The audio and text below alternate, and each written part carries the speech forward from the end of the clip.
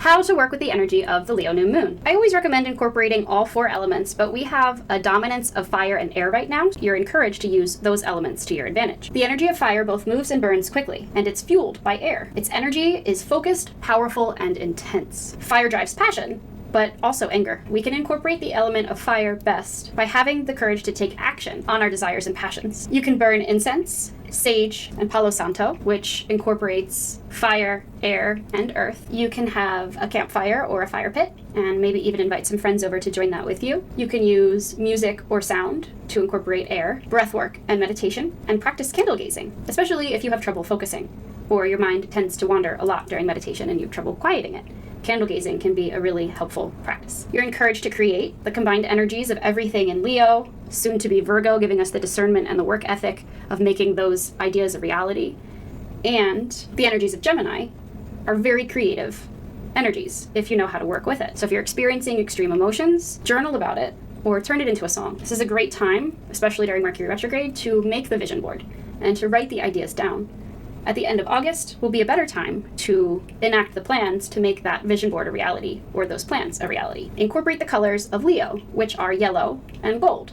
You can also use orange. Affirmations. I use my talents and creative gifts to enhance abundance in my life. I have the courage to be seen authentically. I detach from negative feedback and criticism because I understand that those are merely shadow projections of others, and they're not necessarily a reflection of my authentic self. By daring to be myself, I inspire others to do the same. I lead from my heart, consulting the analytical functions of the mind as needed. Now let's talk about some crystals and metals for Leo, starting with gold. Gold is the master of all metals. It's one of the purest minerals on the planet, serving as an activator of other crystals and their electrical currents. Gold fortifies energy by making one more resilient to pain. Gold is most effective on the third eye chakra and the crown chakras, so always wear your invisible crown. Tiger's Eye is a crystal that brings protection and good fortune, especially for those who tend to be big dreamers but struggle with procrastination, as it can bring grounding and self-responsibility. Tiger's Eye is most effective at the heart chakra and solar plexus. Pyrite. Pyrite brings assertion, opportunity, and abundance. You can put 2 stones above the entryway of your home to keep negative influences at bay, attract greater abundance, and align your path with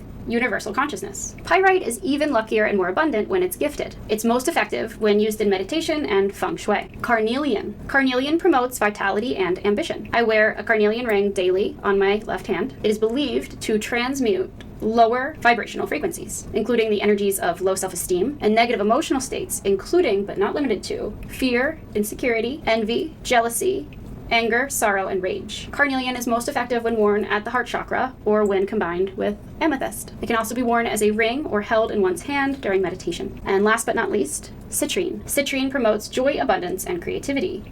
I wear my gold-dipped citrine arrowhead necklace in almost, but not every, video. Citrine is believed to counter non-productive or negative energy by redirecting it into healthy, creative self-expression. Citrine is most effective when worn at the heart chakra or held in one's palm during meditation. And now for the tarot cards. So first I will list them. We have the Strength card, the Sun card, the Six of Wands, the King of Wands, and the Emperor. Starting with the Strength card, I'm going to talk about both the traditional Rider-Waite tarot deck and the Light Seer's tarot deck, which is my favorite to use in my practice. The Strength card is associated with the number 8. 8 is a power number. I was born on the 8th day of the month of October. It is associated with both Scorpio and Leo energy. 8 is infinity sideways. It represents the divine union of light and shadow. In the traditional Rider-Waite deck, we can see a woman gently stroking the lion on its forehead and its jaw. Even though the lion is known and feared for its ferociousness, the woman has tamed the beast. She's done so with her compassionate, calm, and loving energy. The lion symbolizes our raw passion and desires, and in taming him, the woman shows her ability to tame those animal instincts. She doesn't use force or coercion to do so. Instead, she channels her inner strength, which not only subdues, but controls the lion. The woman is seen wearing a white robe, showing her purity of spirit. She's adorned with a belt and a crown of flowers, symbolizing life at full bloom. Over her head, we can see 8 sideways, the symbol for infinity, symbolizing infinite power and wisdom, once we learn how to balance the internal shadow and light within each and every one of us. In the Light Seer's tarot, it's a very similar depiction. The young lady is half woman, half beast, but more human than beast. Over her head, she holds her arm with that infinity symbol overhead. She's wearing a necklace, a carnelian heart, over the heart and solar plexus chakras. And she has an innocent lamb. Once she has tamed the beast within, The innocent baby animal, the lamb, trusts her enough to sit on her lap. Perfect segue to talk about both the Emperor and the King of Wands side by side.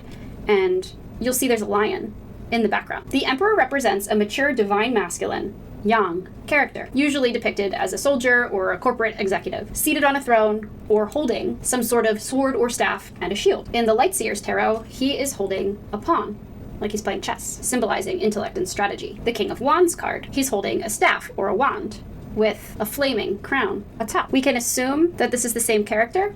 They're both wearing red, although one appears to be a bit older than the other. They have the same jewelry. The staff represents the element of fire, or wands, which is associated with masculine, yang, or pursuing energy. The Emperor card often symbolizes intelligence, courage, and responsibility. It often represents the apex of one's climb, whether that's a corporate ladder or kingdom. The epitome of the ego, especially the male ego, learning to be the ruler of one's own universe. Although the Emperor is often depicted sitting on a throne, adorned with rams, a symbol of Mars, in the Lightseer's Tarot, we do see the head of a ram that presumably he has hunted in the background. We can see the constellation Aries in the imagery. He's sitting on the fiery red planet Mars that rules Aries energy. The Emperor is the perfect embodiment of all four kings in the deck, as he represents the perfect embodiment of their energy. Swords, intellect or air, wands, fire or drive, pentacles, resourcefulness or earth, and cups, water or emotional intelligence or creativity. In the traditional Rider-Waite tarot deck, he wears a long cloak and he has a long white beard, representing wisdom attained through experience over time. He holds a scepter,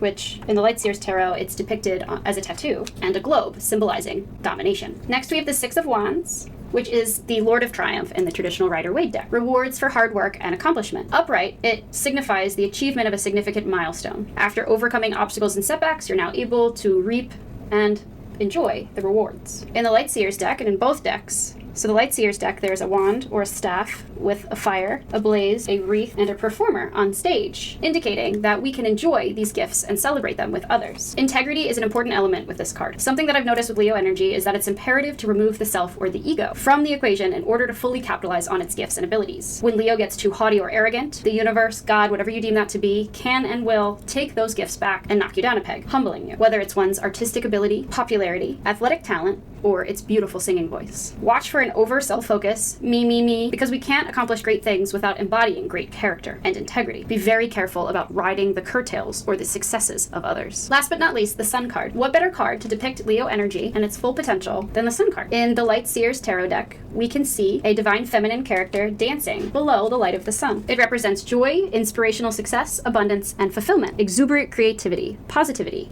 love, manifesting one's dreams, and inner beauty emanating from within outward, just like the light of the sun. You are reminded that just like our sun, the center of our solar system, you are already perfect, whole, and loved by the universe exactly as you are. So please have the courage to share that with others and be seen. Thank you for watching. If you're still with me, you're a real one. Drop your current most used emoji in the comments. If you took anything away from this video, we ask that you like, comment, share the content, and subscribe. If you enjoyed this video, we know that you'll enjoy the full playlist and this additional video. Thank you so much. Love you and see you soon.